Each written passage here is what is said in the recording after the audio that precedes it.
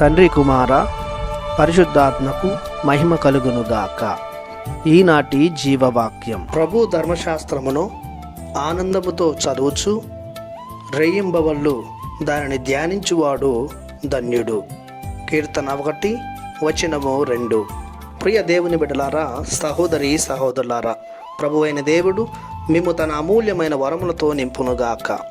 ధర్మశాస్త్రము ప్రభుని వాక్కులతో, ఆజ్ఞలతో, మేలైన విధి విధానాలతో నిండి ఉన్నది.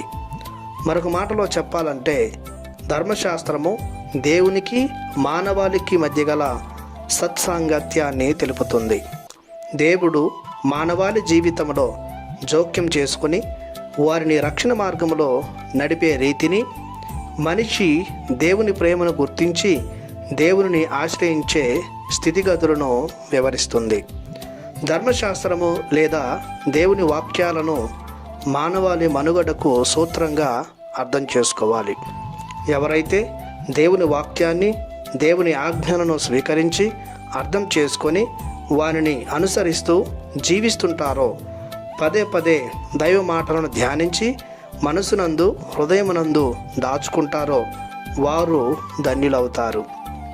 ఎందుకంటే దేవుని వాక్కులు సత్యమును, జీవమునై ఉన్నవి, మార్గమును, ఆత్మయును అయి ఉన్నవి.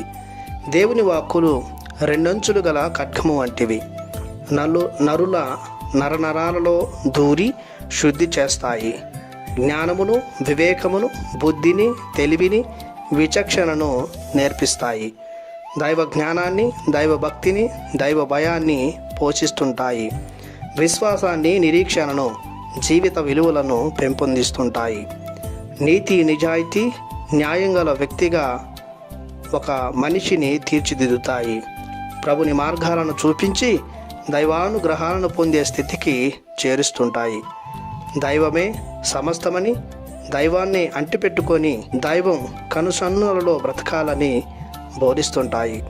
కావున అనునిత్యం ఆ దేవదేవుని వాక్యాలను స్మరిస్తూ, పరిశుద్ధ గ్రంథాన్ని పఠిస్తూ, పాటిస్తూ జీవించుదాం. ప్రార్థించుదాము.